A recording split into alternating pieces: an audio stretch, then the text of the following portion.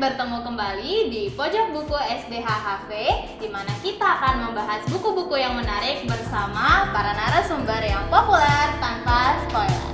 Hari ini saya Ibu Santa tidak sendirian karena saya bersama seorang ibu guru yang cantik pisan, yaitu Ibu Trisan. Hai Ibu Trisan. Halo Ibu Gimana Santa. kabarnya hari ini Bu? Ya puji Tuhan kabar saya baik. Ibu Santa sendiri bagaimana Bu? Ya jujur aja Bu, hari ini sebenarnya hektik gitu ya, tapi saya sangat bersuka cita. Apalagi saya bersama Ibu akan bahas sebuah buku. Ya, jadi boleh ceritain nggak Bu? Apa judul buku yang akan kita bahas hari ini? Ya Bu, jadi hari ini kita akan membahas sebuah buku yang menarik sekali dengan judul The Prince Poison Cup yang ditulis oleh Arcis Sproul. Oke, menarik ya judul bukunya The Prince Poison Cup. Kenapa seorang pangeran harus memiliki Poison Cup? Wow, oke. Kalau boleh tahu kenapa sih Ibu mau membaca buku ini dan tertarik untuk review? Yang membuat saya tertarik adalah dari nama penulisnya sendiri, yaitu Arcis Sproul. Nah, sebelumnya saya sudah pernah mengetahui tentang beliau, bagaimana beliau menulis buku-buku yang bertemakan Kristiani. Ya. Dan sekarang saya melihat beliau menuliskan buku yang bisa dibilang buku cerita anak-anak. Ya. Nah, oleh karena itu saya penasaran juga seperti apa sih sebuah buku cerita anak-anak yang ditulis oleh Arcis Sproul ini. Wah, saya juga penasaran nih. Para readers di rumah penasaran juga nggak?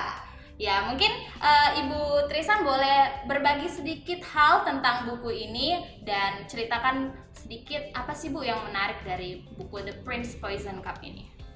Ya Bu, jadi seperti yang sudah saya bilang tadi, penulisnya adalah Arcis Sproul dan sesungguhnya saya juga sudah pernah membaca beberapa buku dari beliau yang ditujukan untuk anak-anak.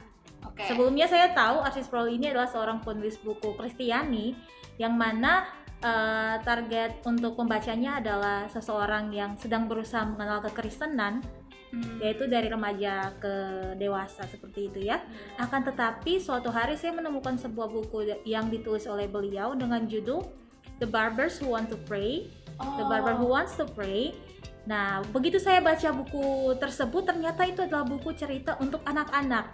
Dan saya dari buku tersebut saya melihat bahwa wah, hebat sekali seorang Arcis Sproul yang penulis teologi bisa menuliskan sebuah buku yang begitu berat akan tetapi bisa dibahasakan ke dalam bahasa anak-anak dan mudah dipahami. Kemudian saya juga menemukan buku ini, saya tertarik melihat karya-karya beliau selanjutnya. Kemudian saya melihat buku ini di perpustakaan SDH, buku dengan judul The Prince Poison Cup ini, sehingga saya pun ingin mengetahui kira-kira cerita menarik apa lagi yang disajikan oleh Arcis Sproul ini. Gitu Bu. Boleh ceritain Bu sedikit Oh tentang buku iya. ini? Nah, jadi Arcis Sproul ini memiliki suatu gaya penulisan yang khas untuk penulisan buku cerita anak-anak, yaitu dimulai dengan sebuah pertanyaan, dan hal yang sama juga diterapkan ke dalam penulisan buku ini. Oh ya. Jadi buku ini diawali dengan sebuah pertanyaan sederhana dari seorang anak kepada ibunya yang kemudian ditanyakan kepada kakeknya juga. Pertanyaannya adalah pertanyaan yang mungkin juga ibu sudah pernah tanyakan dan saya sendiri pun sudah pernah menanyakan hal ini, yaitu mengapa sih obat itu rasanya pahit padahal tujuannya adalah untuk membuat kita merasa lebih baik. Iya. Gitu Bu. Nah, kemudian Arcis Sproul ini beliau menempatkan dirinya sebagai seorang kakek yang tidak serta-merta menjawab pertanyaan dari cucunya, tapi beliau membungkus jawabannya dalam sebuah kisah yang menarik, sebuah kisah yang imajinatif, sehingga anak tersebut pun bisa mendapatkan jawaban dari pertanyaannya. Apa tuh Bu kisah menarik itu yang ada di buku ini? Kisah menarik ini dimulai dengan seorang raja, namanya Raja Kehidupan. Dan seperti namanya Raja Kehidupan, berarti orang ini bisa menciptakan kehidupan. Nah, Raja Kehidupan ini pun kemudian membuat sebuah taman yang indah. Dan dalam taman tersebut ditempatkan segala sesuatu yang indah. Kemudian juga raja tersebut menciptakan orang-orang yang ditempatkan ke dalam taman tersebut. Dan mereka pun hidup bahagia di situ. Mereka hidup bersukacita bersama-sama. Rajanya pun sering mengajak orang-orangnya untuk berjalan bersama-sama hingga suatu hari mulai muncullah sebuah konflik. Nah, konflik ini berasal dari mana, Bu? Konflik ini berasal dari ketidaktaatan orang-orang tersebut. Jadi dalam taman tersebut hanya ada satu peraturan. Agak berbeda dengan kehidupan kita. Iya, hanya satu. Berbeda dengan kita yang hidupnya tuh ada banyak peraturan di mana-mana, tapi dalam taman tersebut hanya ada satu peraturan, dan orang-orang tersebut pun melanggar peraturan yang hanya satu tersebut, sehingga hidup mereka pun menjadi kacau balau.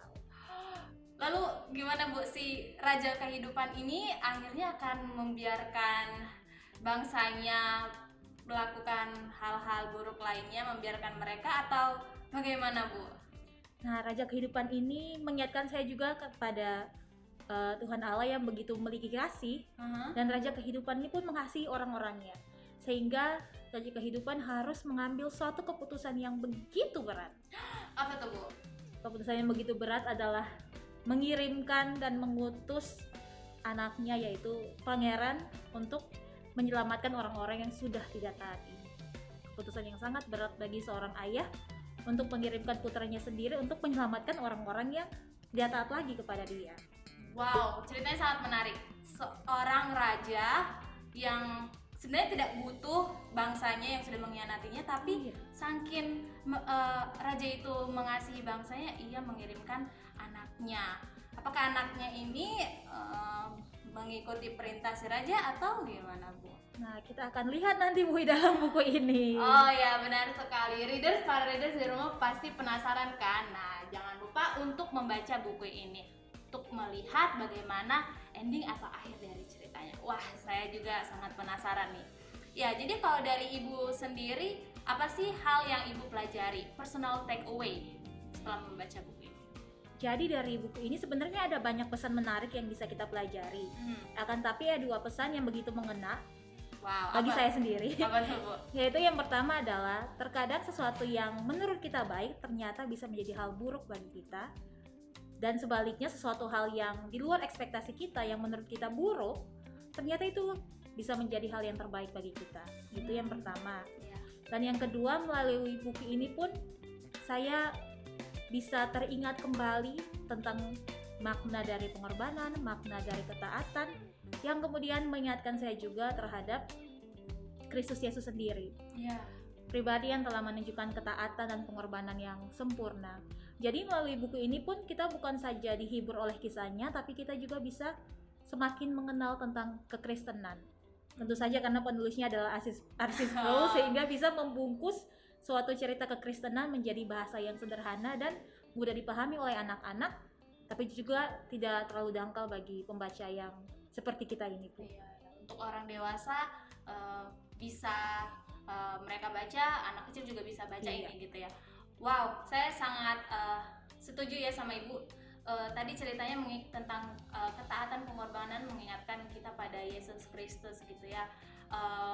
Ya, kalau dari Ibu sendiri ada nggak sih kutipan favorit dari buku ini?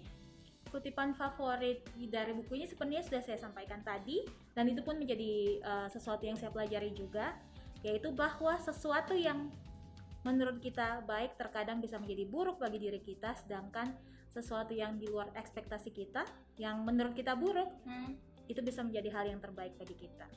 Iya. Kalau saya sendiri Bu, itu mengingatkan saya atas kasihnya Tuhan gitu ya. Juga Tuhan tidak membiarkan bangsanya, namun ia melakukan satu solusi, memberikan offer, dia yang berinisiatif untuk menyelamatkan bangsanya. Wow, little book with big story indeed. Wah, kita sangat terberkati dengan penulis-penulis seperti R.C. Sproul ini ya Bu. Nah, kalau gitu boleh nggak Ibu beritahu para readers yang ada di rumah, out of 5 stars Ibu mau kasih skor berapa nih untuk bukunya? Kalau dari saya sendiri sih, saya akan memberikan 5 bintang. 5 bintang. Kenapa nih Bu 5 bintang untuk buku The Prince Poison Cup? Pertama-tama karena buku ini adalah buku yang dalam, buku yang padat, tapi tidak disampaikan dengan bahasa yang bertele-tele, sehingga bagi pembaca yang muda, untuk anak-anak, buku ini mudah dimengerti. Okay. Akan tetapi untuk orang-orang yang sudah dewasa pun, untuk remaja pun, dan bahkan untuk saya sendiri pun begitu membaca buku ini pun, buku ini tidak terlalu dangkal untuk dibaca. Jadi bisa mengena kepada semua umur, anak-anak maupun orang dewasa. Oke, terima kasih Ibu Trisan telah berbagi tentang buku The Prince Poison Cup ini. Buku ini sangat baik, dituliskan oleh seorang teolog, penulis dan seorang pendeta. Ya, semoga para readers juga bisa membaca buku ini. Dan untuk readers yang adalah warga SDHHV bisa menemukan buku ini di library sekolah. Silahkan cek saja nanti. Kalau begitu, ya sedih banget ya Ibu Trisan. We come to an end of our discussion dan kita harus berpisah dengan para readers yang ada di rumah. Nah, sebelum kita berpisah, saya mau mengingatkan untuk readers yang ingin menjadi reviewer bisa scan barcode yang ada di bawah ini dan jangan lupa untuk selalu stay tune di episode-episode selanjutnya. Bye readers! Bye, leaders!